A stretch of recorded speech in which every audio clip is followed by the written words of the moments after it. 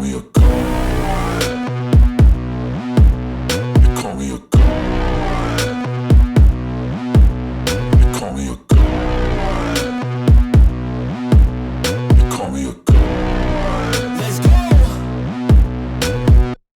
I'm about to go off like a weapon. Fuel to the top, got a filled up engine. In my thoughts obsession, I will not stop. No, I'm never Another week, another loss for the Miami Dolphins. This year has just been, I don't even know how to describe it. I've never seen a year like this where it's just 8-3 and you just lose the rest to just lose your way out of the playoffs. We're going to talk about some things. And first off, we're going to start off with Teddy Bridgewater. Pick six, kind of, if you really look at it, I mean, the way the game went, he kind of ruined the game by that play. I mean, it was a ridiculous play. I don't know what he was trying to do there. We'll also talk about, let's just go right into it. So number one, this team is not the same without Tua. It's clear as day. I know he has messed up. If you even look at the concussion thing that he was talking about, they were asking him questions of why he threw the ball at certain times, and he didn't remember. So clearly Tua was concussed last game. That is the reason why he started throwing these errant passes for no reason. He just wasn't there. He had a concussion. Number two, we're going to talk about Mike McDaniel right now. And I liked him in the beginning. I do. And I like that he's a player's coach. I like that he, tries to make the work environment for every player really good. But what we are going to talk about right now is there seems to be no sense of urgency anywhere on this team.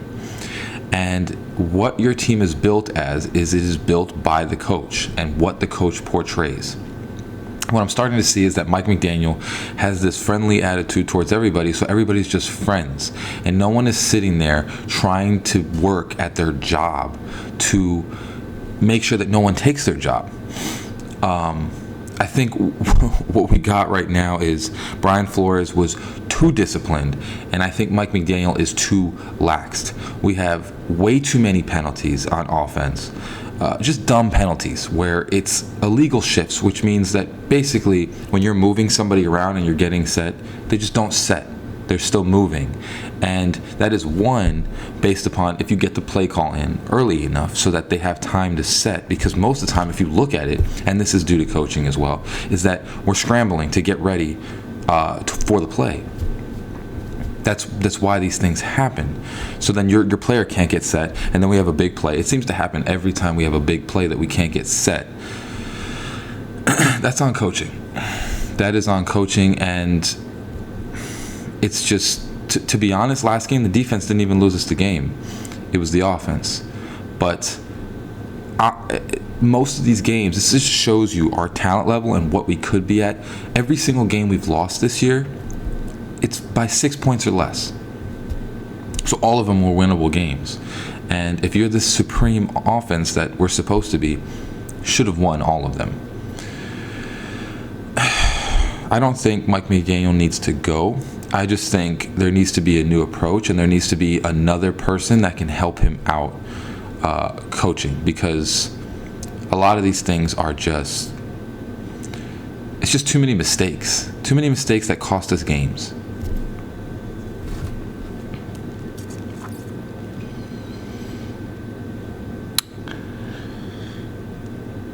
One of the things, though, no, we won't talk about that.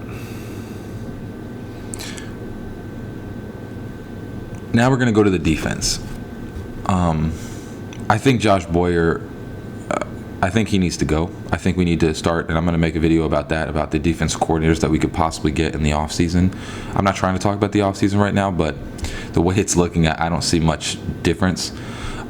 He needs to go. It just looks like our players are constantly not set up for success. And again, we're going to showcase the same thing we were saying last year. Our talent is incredible. We have a stud at Caterco. I mean, the guy he's becoming one of the better corners in the league. Like, he can guard anybody. All we need is another cornerback, which is going to be tough to get, but we'll finagle stuff.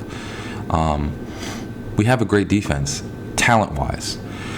The next step, and the reason why defenses are great for longevity, is based upon coaching, going on basics, and making sure that everybody is sound in a cohesive manner on what your assignments are, what you're supposed to be doing, and just the way that you utilize players.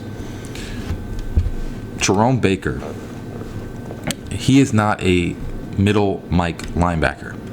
What we used him for last year, and most years when he was the most successful, is he was a runaround outside linebacker that would blitz a lot. He would get a ton of sacks because you would blitz him because he's fast and he's bigger and more agile than most of the defense or offensive linemen.